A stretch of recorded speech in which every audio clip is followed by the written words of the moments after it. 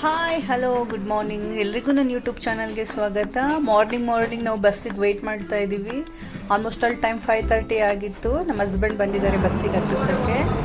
So ನಾವು ಹೊರಟಿರೋದು ನಮ್ಮಮ್ಮ ಊರು ಚಿಕ್ಕಮಗಳೂರಲ್ಲಿ ಸುಗ್ಗಿಯಪ್ಪ ಇದೆ ನಮ್ಮಮ್ಮ ಮನೇಲಿ. ಹಾಗಾಗಿ ನಾನು ನನ್ನ ಮಗಳು ಹೊರಟಿದ್ದೀವಿ. ಇಲ್ಲಿ ನಮ್ಮ ಹಸ್ಬೆಂಡ್ ಬಂದಿಲ್ಲ ನಮ್ಮ ಜೊತೆಗೆ, ಅವ್ರಿಗೆ ರಜೆ ಇರಲಿಲ್ಲ, ಅವ್ರು ನೆಕ್ಸ್ಟ್ ಡೇ ಬರ್ತಾರೆ.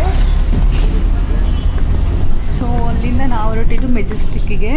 ಸೊ ಮೆಜೆಸ್ಟಿಕ್ಕಿಂದ ಚಿಕ್ಕಮಗಳೂರು ಬಸ್ ಹತ್ಕೊಂಡು ಹೋಗಬೇಕು. ನೆಕ್ಸ್ಟ್ ನಾನು ಈ ವಿಡಿಯೋನ ಕಂಟಿನ್ಯೂ ಮಾಡೋಕ್ಕಾಗಿಲ್ಲ ಮೆಜೆಸ್ಟಿಕ್ಕಿಂದ ಯಾಕಂತ ಹೇಳಿದ್ರೆ ಬಸ್ಸಲ್ಲಿ ನಮ್ಮದು ಫೋನ್ ಇಟ್ಟಿರೋ ಬ್ಯಾಗು ಮಿಸ್ ಆಗಿತ್ತು. ನನಗೆ ಆ ಬ್ಯಾಗ್ ಸಿಕ್ಕಿದ್ದು ಬಂದುಬಿಟ್ಟು ಚನ್ನರಾಯಪಟ್ಟಣದಲ್ಲಿ, ಇದು ಹಾಸನ ವ್ಯೂ. ಸೊ ಇಲ್ಲಿಂದ ನನಗೆ ವ್ಲಾಗ್ ಕಂಟಿನ್ಯೂ ಮಾಡೋಕ್ಕಾಗಿಲ್ಲ, ಹಾಗಾಗಿ ನೆಕ್ಸ್ಟ್ ಡೇ ಮಾರ್ನಿಂಗ್ ಸ್ಟಾರ್ಟ್ ಮಾಡ್ತಾ ಇದ್ದೀನಿ. ಇದು ನೆಕ್ಸ್ಟ್ ಡೇ ಮಾರ್ನಿಂಗ್ ವ್ಲಾಗ್ ಆಗಿರುತ್ತೆ. ಬೆಳಗ್ಗೆನೇ ಎದ್ಬಿಟ್ಟು ರಂಗೋಲಿ ಎಲ್ಲ ಹಾಕಿ ನನ್ನ ತಂಗಿ ಇಲ್ಲಿ ಹೂವು ಕಟ್ತಾ ಇದ್ದಾಳೆ.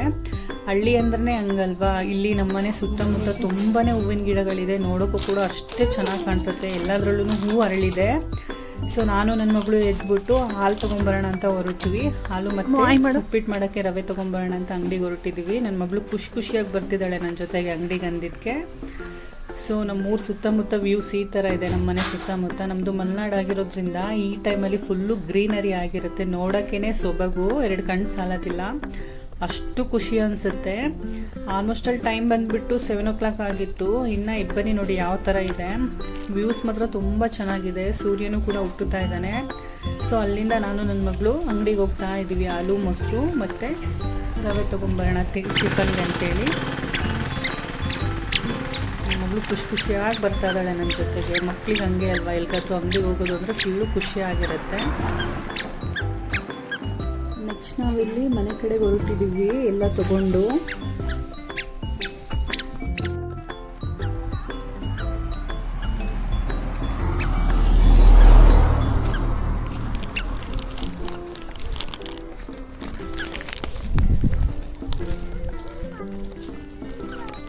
ಬಾ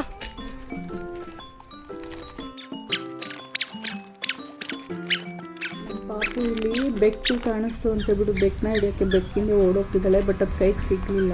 ನಮ್ಮಮ್ಮ ಇಲ್ಲಿ ನಮ್ಮ ಮನೆ ಹತ್ರ ಇರೋ ದೇವಸ್ಥಾನಕ್ಕೆ ಬಾಗಿಲನ್ನ ತೊಳೆದ್ಬಿಟ್ಟು ಕುಂಕುಮ ಹಾಕಿ ರಂಗೋಲಿ ಹಾಕ್ತಿದ್ದಾರೆ. ಡೈಲಿ ನಮ್ಮಮ್ಮನೇ ದೇವಸ್ಥಾನದ ಬಾಗಿಲನ್ನು ತೊಳೆಯೋದು. ನಮ್ಮ ಮನೆ ಹತ್ರ ಇದೆಯಲ್ವಾ, ಹಾಗಾಗಿ ಅವರೇ ಭಕ್ತಿಯಿಂದ ಆ ಕೆಲಸನ ಮಾಡ್ತಾರೆ. ನೆಕ್ಸ್ಟು ನಾವು ಹೊರಟಿದ್ದು ಮನೆ ಕಡೆಗೆ. ನಮ್ಮ ಮನೆ ಸುತ್ತಮುತ್ತ ತುಂಬಾ ಚೆನ್ನಾಗಿರೋ ಹೂವಿನ ಗಿಡಗಳಿದೆ. ಗಾರ್ಡನಿಂಗ್ ಮಾಡಿದ್ದಾರೆ. ಎಷ್ಟು ಚೆನ್ನಾಗಿದೆ ಅಂತ ಬಿಟ್ಟು ತೋರಿಸ್ತೀನಿ ನೋಡಿ. ವೆರೈಟಿ ಹೂವುಗಳಿದೆ.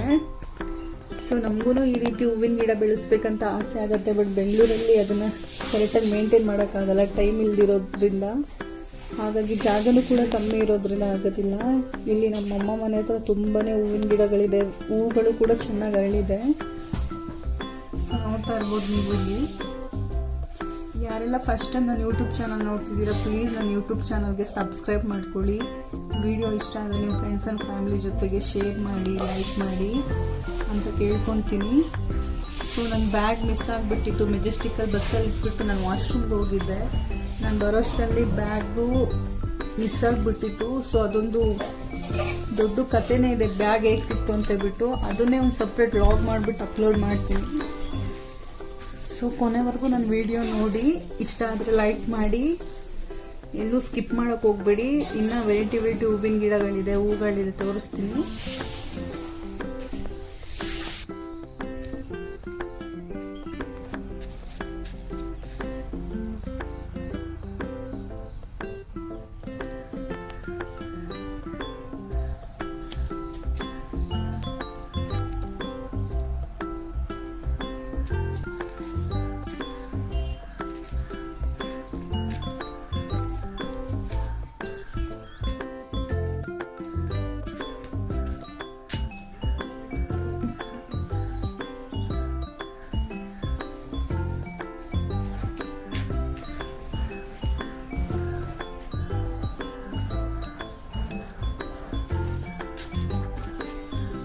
ಪಪ್ಪಾಯ ಮರ ಅಷ್ಟು ದೊಡ್ಡದಾಗಿದೆ ಅಲ್ಲ.